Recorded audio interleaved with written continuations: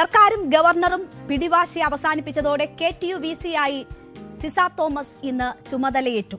Governor നിർദ്ദേശിച്ച സിസ തോമസിനെ digital സർവകലാശാല വൈസ് ചാൻസലറായും സർക്കാർ മുന്നോട്ട് വെച്ച സജി ഗോപിനാഥിനെ ഡിജിറ്റൽ സർവകലാശാല വൈസ് ചാൻസലറായും നിയമിച്ചതോടെയാണ് ഈ സമവായം ഉണ്ടായത്. ഇതിന് പിന്നാലെയാണ് സിസ തോമസ് ഇന്ന് KTUVC ആയി ചുമതല ഏറ്റെടുത്തത്. ഇത്തവണ ചുമതല ഏറ്റെടുത്ത് അവിടെ എത്തിയപ്പോൾ കിട്ടിയ സ്വീകരണം എന്നത് സന്തോഷം നൽകുന്നതാണ് എന്നതാണ് സിസ തോമസിന്റെ പ്രതികരണം ഈ വിഷയത്തിലുണ്ടായത്. മാസങ്ങളോളം നീണ്ട അനിശ്ചിതത്വത്തിനും നാടകങ്ങൾക്കും ഒക്കെയാണ് ഇതോടെ തിരശീല വീണത്.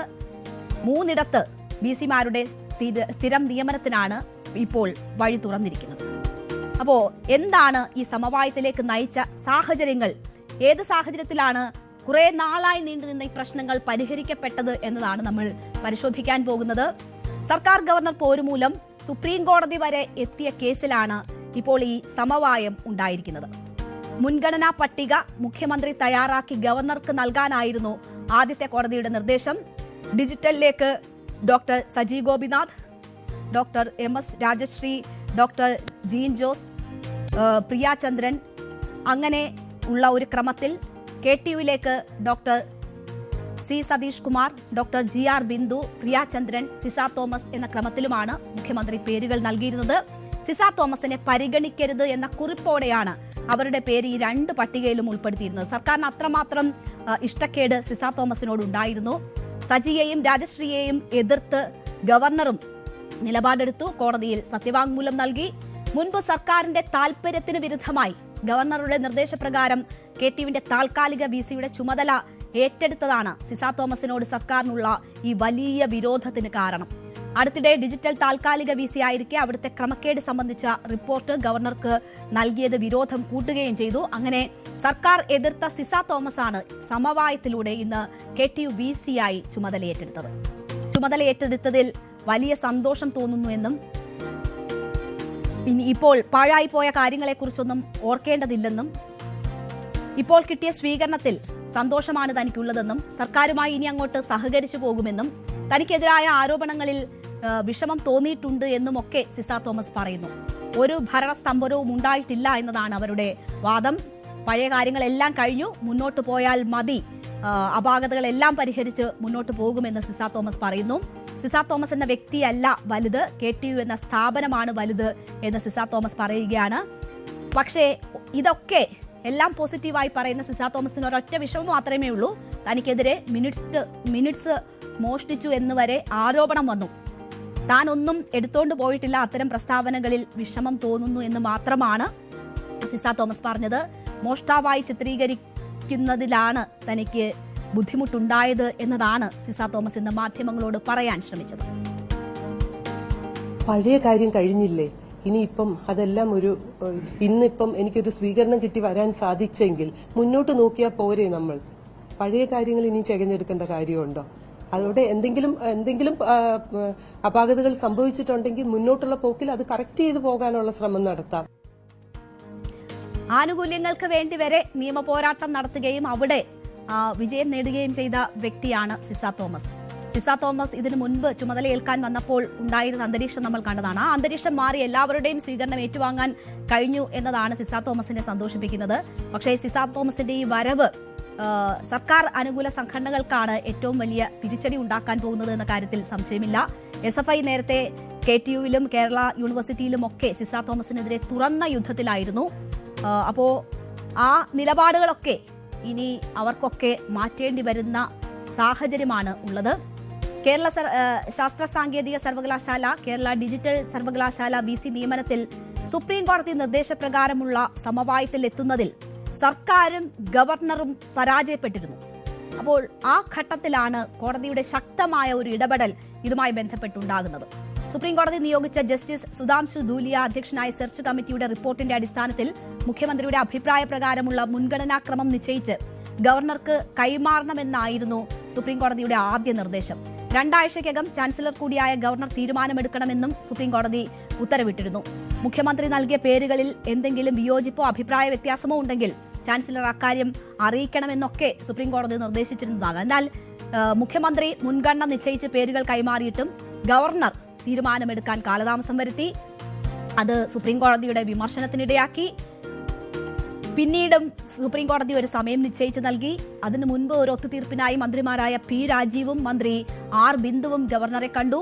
പക്ഷേ സമവായത്തിലെത്തിയില്ല.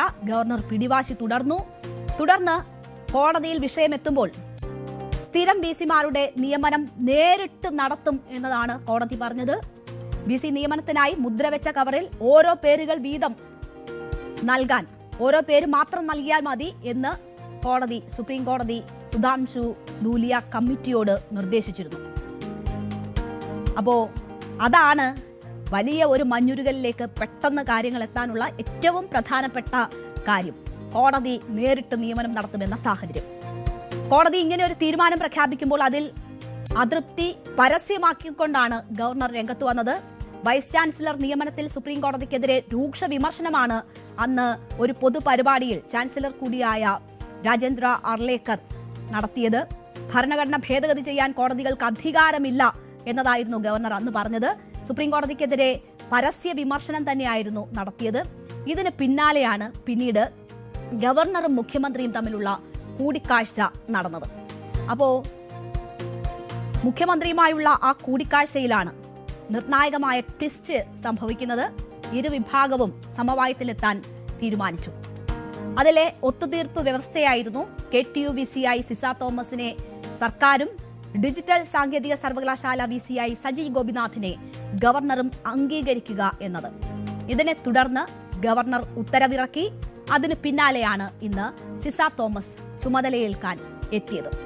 കൂക്കി വിളിച്ചും പ്രതിഷേധവും ഒന്നുമില്ലാതെ ആ സമവായത്തിന്റെ അടിസ്ഥാനത്തിൽ ഇന്ന് സിസ തോമസ് ചുമതലയേറ്റെടുത്തു. ഈ വിവരം ഇപ്പോൾ സിസ തോമസ് ഇന്ന് ചുമതലയേറ്റെടുത്ത വിവരം ഏറ്റവും ഒടുവിൽ ഗവർണർ കോടതിയെ അറിയിച്ചിരിക്കുകയാണ്.